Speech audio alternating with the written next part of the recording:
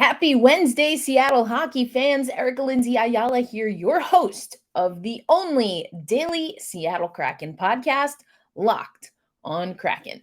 On today's show, we're going to take you to an exit interview with Joey Daccord. That's going to start off our exit interviews for the Charlotte Checkers that unfortunately were swept in the Calder Cup playoffs. So we're going to start with Joey Daccord, but then have no fear. There's still Seattle hockey. The T-Birds advance. They are your Western Conference champions.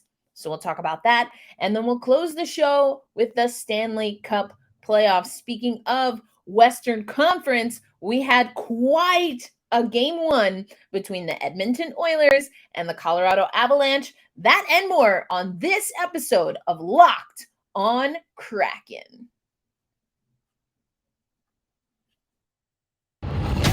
You are Locked on Kraken, your daily podcast on the Seattle Kraken, part of the Locked On Podcast Network, your team every day. We are the Seattle Kraken.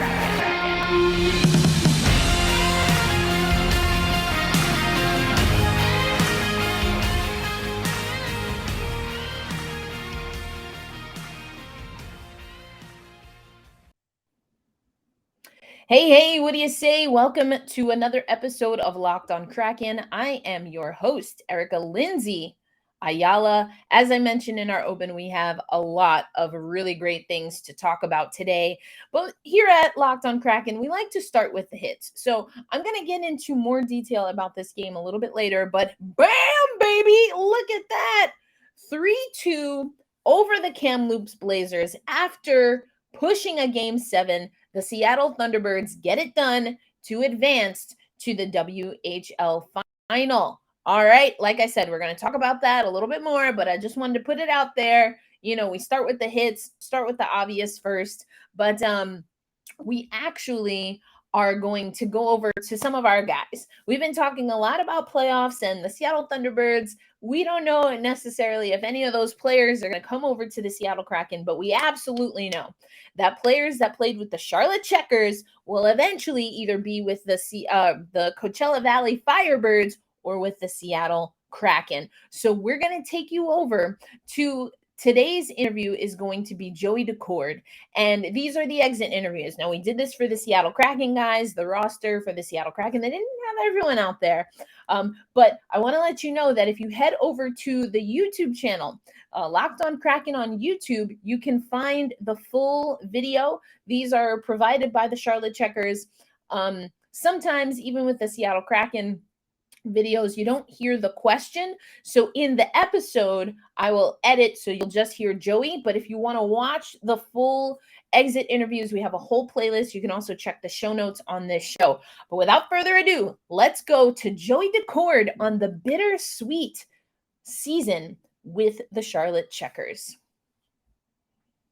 Well, I just think when you look at where we started this year and coming from all different places and different organizations and dual affiliates, it's we've come a long way. So it's been pretty special to be a part of this group and really come together. And some of these guys are my best friends, and a lot of them are going to be close friends for a long time. So definitely sad to see the end of it. And so many of us aren't going to be together next year. So it's disappointing from that end. And I think we're all sad and disappointed at how it ended, but we can all look back at this year so fondly and really cherish all the time we spent together, because we made a lot of great friends, and we battled through a lot together and really came together. So it was, I'll always look back at this year with a big smile. Great. Yeah, it was awesome.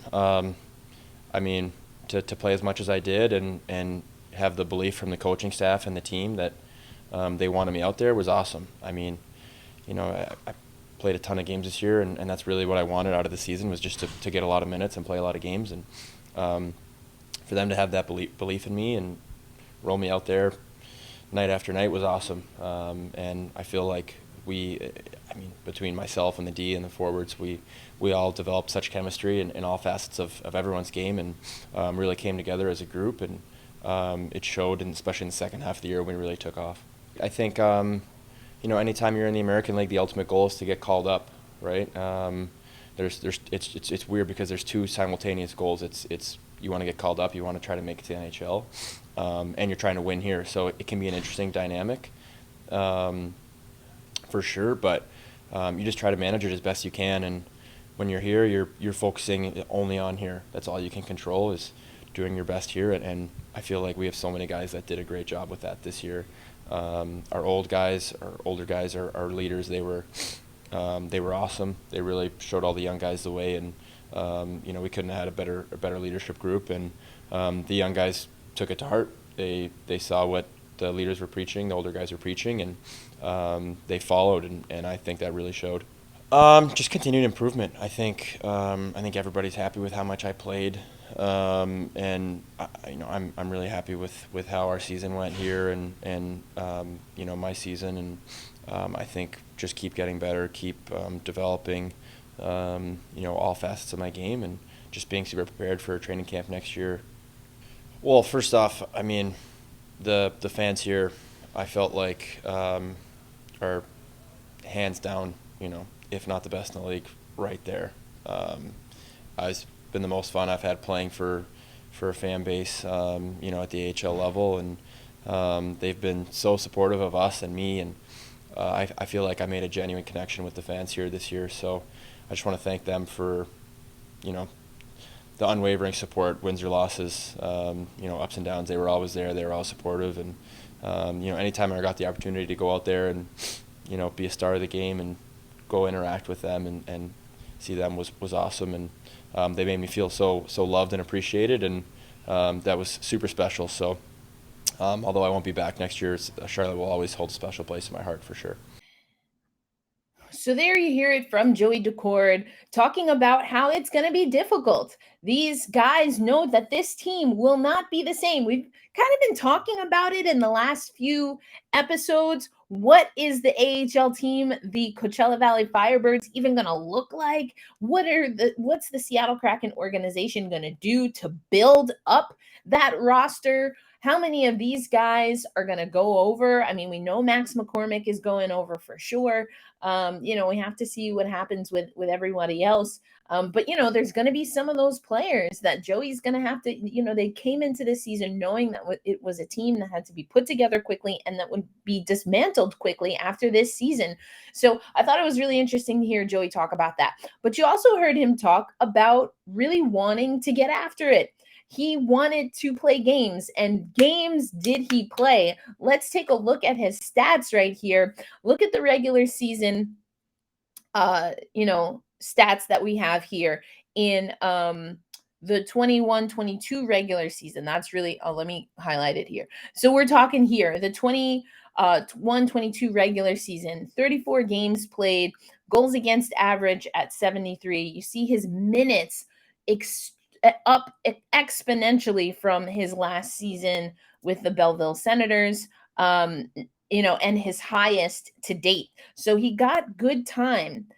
Save percentage, pretty solid, his best in his career. And that's what Joey wanted. We also know that Joey Daccord got some time with the Seattle Kraken. That was because, and we talked about this before, because of injuries. And then because the Seattle Kraken were not advancing. So Joey did get some time. How that's going to bode, we'll see.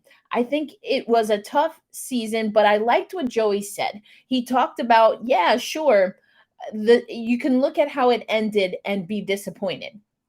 That's very natural, getting swept after getting it a bye, advancing immediately to the second round. But Joey said, look at where we started. Two organizations co-parenting, as I like to say on Locked on Kraken. And I think that perspective is beautiful. It's really important. I think it was obviously it's tough when you get swept, and Joey had to do a lot of work in those games. Obviously they were high scoring games, but I like the perspective. So I don't know, question of the day, what do you think about the Charlotte Checkers and how they performed? Did they overperform? Did they underperform? Were they just about what's right? Let me know what you think if you've been keeping up with the Charlotte Checkers, or if you've been listening to Locked on Kraken.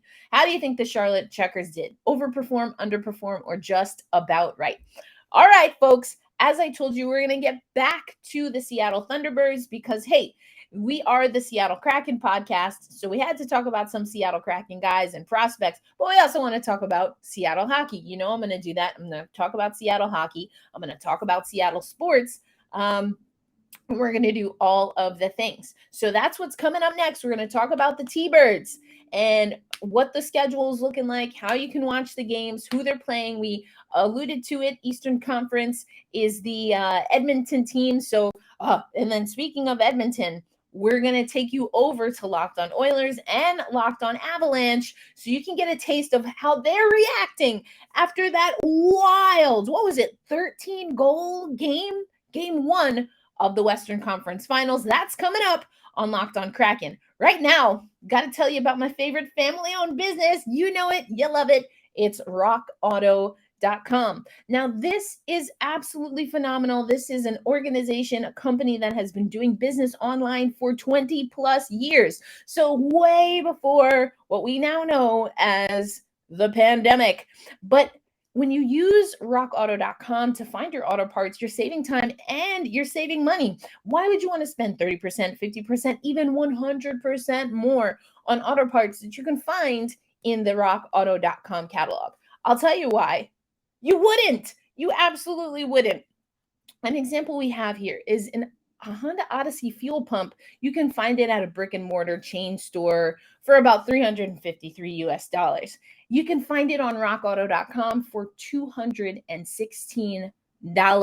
So we want you to get the best deal, and that's why we're telling you about rockauto.com. So you can head to rockauto.com right now, check out the catalog, look at what they're doing, fill your cart with whatever you need, and then make sure that you type Locked On in their How Did You Hear About Us box so they know we sent you. Amazing selection, reliably low prices, all the parts your car will ever need.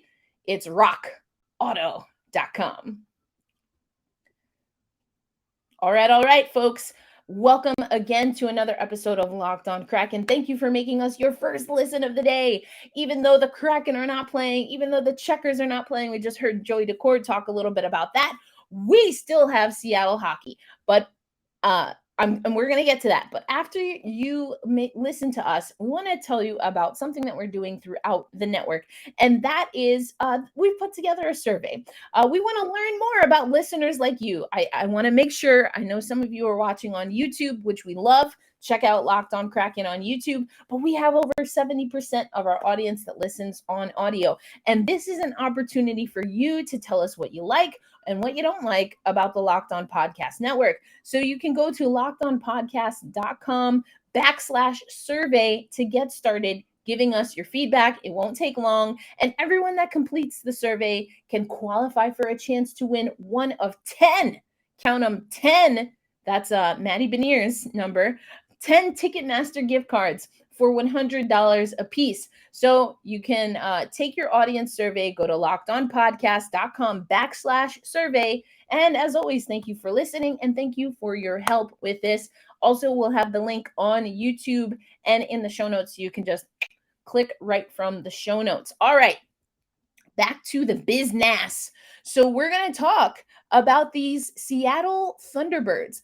I was looking at some of the comments that people were making on the social meets, as I like to say, after the game. What I did not realize is that it was a rare feat that the Seattle Thunderbirds were able to not only push for Game 7, like I said in this last series, but they won 2 consecutive Game 7s to get to the final. And so that's a little bit of WHL history right there. Let's take you, though, over to how it went down. So as we mentioned, it was a 3-2 victory. Here we go with the box score. Both teams scored in the first period, and then Seattle scored their next 2 in the second stanza. And then that's all she wrote. That's all she wrote. Look at the shots, though. Kamloops had their fair. Oh, sorry, I gotta come over here. Kamloops had their fair share of shots. They outshot the Seattle T-Birds both in the first and in the third but it was all about that second period. And we know as Seattle Kraken fans that that second period has haunted us. Not the case with the T-Birds, who will go on to play again. They're going to play Edmonton. That's going to be Friday. So let's take you to the schedule. Here's the schedule. You can see it. That first game is at Edmonton, second game at Edmonton. Game 3, the series returns to Seattle. So that's Friday, Sunday, Tuesday. Or I should say the Friday game and the Tuesday game, 7 p.m.-ish Pacific time starts. Your Sunday game is a 4 p.m. Pacific time start. So we are going to keep you posted. I know that the Kraken Community Iceplex has been doing watch parties at the 32 Bar and Grill. So I can't imagine that they're going to stop that. Can't stop, won't stop. You know what I'm saying? So if you're in the area, go check it out. This is an awesome opportunity. Listen, we've talked about it before, especially when the show started. There is so much hockey history in the Pacific Northwest, especially in Seattle, being that it is a metropolitan area. And now we have an opportunity to support and love on the greater hockey community. We want to see it for women's hockey. That's why we support Women's Pro Hockey to Seattle. We want to see it happen at the youth level and certainly at the developmental level. And there's so much hockey that you can watch in the area. I'm a little bit jealous. I mean, I have the Tulsa Oilers, and obviously when I'm here, like I am in New York, a little bit more options, but truly an amazing thing. So kudos and congrats, stick taps, if you will, to all those who've been keeping up with the T-Birds throughout the season. Let's see if the team can take it all the way, but we'll be talking about it right here on Locked on Kraken. Coming up next, so we just finished our second stanza. Coming up next on Locked on Kraken, we're going to get back to the Stanley Cup playoffs. So we saw that the T-Birds were able to close it out, and they are Western Conference champs. Well, we had game 1 of the Western Conference playoffs in the Stanley Cup playoffs, or the Western Conference finals in the Stanley Cup playoffs, excuse me. Oh, baby. And have we got some updates for you? We're going to take it over to our expert hosts, and then I'll give you a rundown. I was actually watching this with a good friend of mine here in New York who also represents Black Girl Hockey Club. So we caught up with all the madness, and we'll talk about it. That's what's coming up on Locked on Kraken. But right now, let me tell you about Bet Online. It continues to be the #1 source for all your betting and sports info. Remember, we went over the Bet Online odds, and the odds are definitely in Colorado's favor. But like I said, coming up on the show, we're going to talk about maybe some of the weaknesses that we see from Colorado.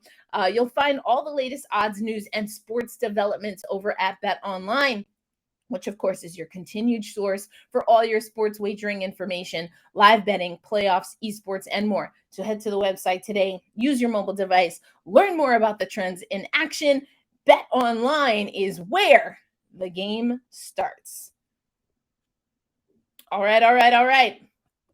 As promised, we're going to talk about the NHL right now, and it was a wild and crazy game. Like I said just a minute ago, I had some plans to catch up with a few people from Black Girl Hockey Club while I was in New York City, and we're like, all right, we'll like just grab something to eat. Food's always top priority. And then we'll grab a drink and catch the game. Before I even got to order my food, we already had 3 goals in this game. What in the world? Let me pull this up for you, because this was wild and crazy. Now, we talked about it yesterday. The Bet Online odds have Colorado as the favorites in this series and of the 4 remaining teams. But Colorado, as I've mentioned before, and I got to see with my own eyes, they can be a little bit inconsistent. And maybe that came back to bite them in this game. All right, let's go to the breakdown. Let's, similarly to what we did before, I'm kind of, aren't I? Similarly to what we did before, I'll do it this way.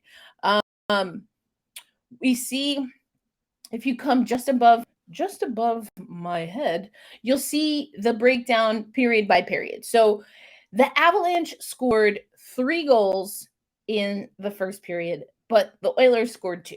Then the Avalanche score 4, you can see right there, and then the Oilers scored 2. And it was the Oilers looking to make a comeback, but ultimately it was that one goal that the Avs scored that did it. 8-6. Whoa, an 8-6 score. Are you kidding me? What was happening defensively? Well, if we look at some of these, we see that the power play was about 50% for each team. The Colorado Avalanche put up 47 shots on goal. 47 shots on goal. Unreal. Here's the scoring breakdown. And again, it's over my head. So let me do something else here. There we you can't really see it. Let's just keep it. We'll just keep it. Sorry. I'll move my head out of the way when I can. Evander Kane gets the scoring started. I mean, despite some of the off-ice things, it is fair to say from a hockey perspective that Yamans is getting it done. He's getting it done on the ice. JT Compher. Hey, I got to see Jesse at the Olympics. That was awesome. His sister, of course, gets the first goal for Colorado, and then Nathan McKinnon gets a goal as well. You see, again, the back forth that we saw in the first period. In the second period, look at all that. What would we call, is this is it a maroon? Is it a true maroon? It looks a little more on the purple side, perhaps, than a true maroon. Either way, I don't know. Nazem Kadri scored. He was the post-game interview. I was at a bar, so I couldn't exactly hear what he was saying. Binnington had some things to say, so wonder if he was asked about that. I'll have to keep up with it. Maybe we'll talk about that tomorrow. But then you see Rantanen come for again, and McDavid, though, gets on the board.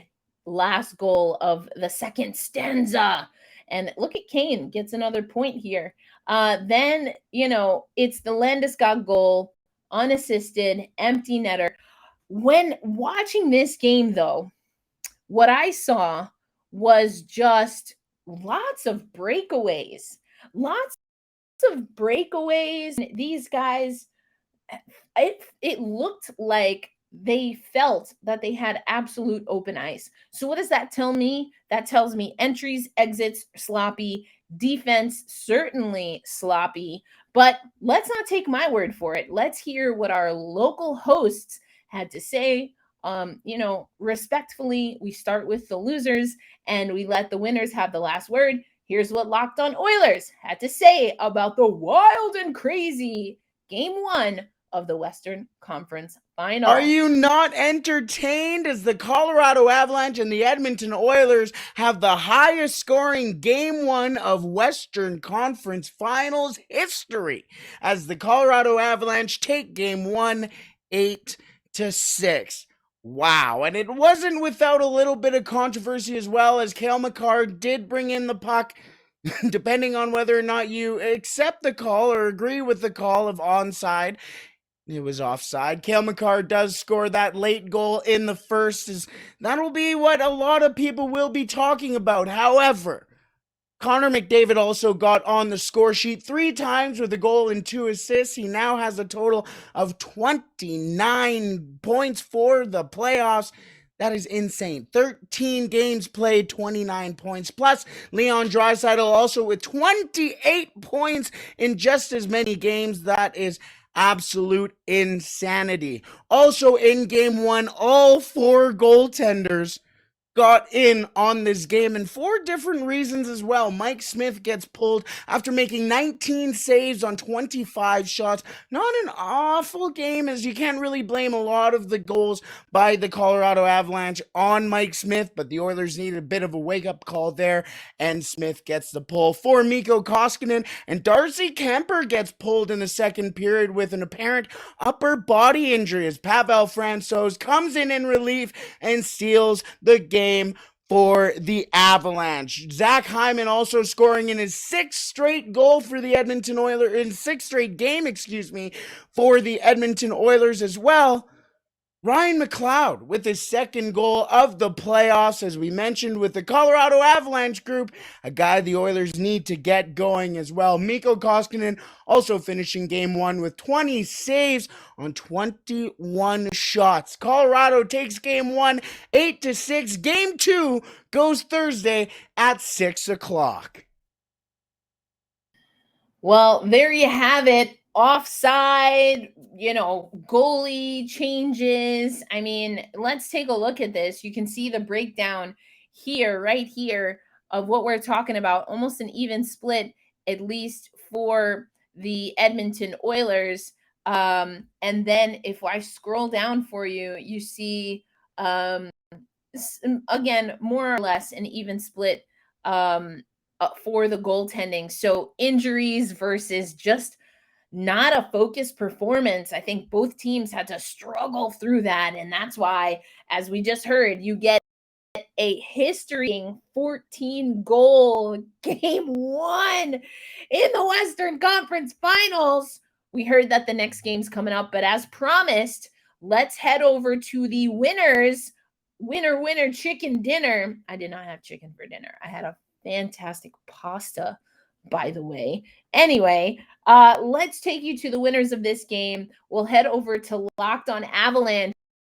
I don't know, guys, feeling after what was a wild and crazy game one. So the Colorado Avalanche take game one, and I think we were all expecting a high-scoring affair. Maybe not like that. The Avalanche win this thing 8-6. And I think one thing that we've learned is that no lead in this series will be safe. The Avalanche were up 7-3 in this game, and then we're up 7-6. And it took a Gabe Landeskog empty net goal for Avalanche fans to really feel comfortable, because it was, I won't say it was in free fall, but it was just the Oilers putting their offensive game together eventually and really starting to chip away at that Avalanche lead. The Avs had to do everything they could to hang on to this thing. That's what you're going to get in this series. And I don't know how comfortable you can get with Darcy Kemper also leaving the game with an apparent injury, with scoring going back and forth and to the limits it did. Pick your favorite Avs player. They probably scored, but you also are walking out without your goalie. I mean, if you're a defenseman and if you're a goalie, what do? I genuinely don't know the answer to that. Both of these teams have an offensive arsenal that is just impossible to stop. So if you like offense, and if you're that casual hockey fan, get into this series, because 8-6 might be the norm. But the Avs are now 3 victories away from punching their ticket to the Stanley Cup final. Game 2 is Thursday. I think you'll see a repeat of this. I don't see any reason why you wouldn't.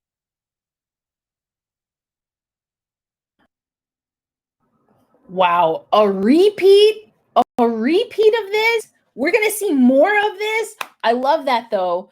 Making a good case for watching the playoffs. If you like goals, I guess. If you are a goalie, if you're all about the Tendy love, do not watch the Western Conference Final. Don't do it, because you might freak out. We'll see what the other series has in store for us. Speaking of that, let's take you to the schedule. Now, the Tampa Bay Lightning have had amazing goaltending. So if you're more on the Tendy love side, you might want to watch this series. Tampa Bay, they were able to blank the Florida Panthers to advance. Now they will be playing the Rangers. That game's happening tonight, 8 p.m. Then we've got, as we just heard, Yes. Okay. Sorry. Got my dates all mixed up. I forgot today's Wednesday, even though I said that earlier on the show. Also, let me close this out for a moment. I was remiss in not saying earlier, happy Pride, everyone. Happy Pride, happy Pride, happy Pride. I'm so grateful to share the hockey community with such, for the most part, or I should say my hockey community is a very loving hockey community. And I want to make sure that as we're talking about pride, that we're talking about the full complexity of the community, not only based on gender representation and identification, but also race and ethnicity. And I think we see a lot of pride campaigns that look very similar, but we know that the beautiful pride community is full of many faces, of all abilities, and I'd love to see more of that. Okay, so I made a little faux pas because I forgot what day it was. But today, I don't know why, I just got confused because it's June. It's a new month. You get confused in time. Okay, today we've got Tampa at New York. So I'm here in New York. I'm very excited to see what that's going to be like. Thursday, we have Edmonton at Colorado. And then, of course, we go, every other day with this series straight through next week. So we'll see. Are we going to get a sweep? Are we going to get more goals on goals on goals? Are we going to get a goalie duel in the Eastern Conference Final? I guess we got to stick around and watch to figure it all out. Okay, let's do a quick wellness tip of the day. There's this thing that people say, garbage in, garbage out. And so I talk a lot, actually. I've got one of my Built bars right here. I talk a lot about how I'm trying to keep myself hydrated, how I'm trying to keep myself well nutritioned. But listen, I love my snacks, I love my sweets, but I have noticed that I have to fuel myself properly. We're a sports podcast, right? So you just go to the athletes. They fuel themselves properly to be able to do the amazing things that they do. Put a 14 spot up in game 1 of the Western Conference Finals. We got to do the same. So just be mindful. That's all I'm saying. So, if we remix it, good stuff in, good stuff out. If we put good things in our body that fit our body type and, kind of our makeup, then we're going to be able to crush the day. So just keep that in mind. It's definitely something that I'm focusing on. All right. You know what we do? We say hold fast. We say stay true. Be good and kind to yourself and others. Happy Pride. Wild and crazy conference finals. Congrats to the T-Birds. And I'll see you tomorrow.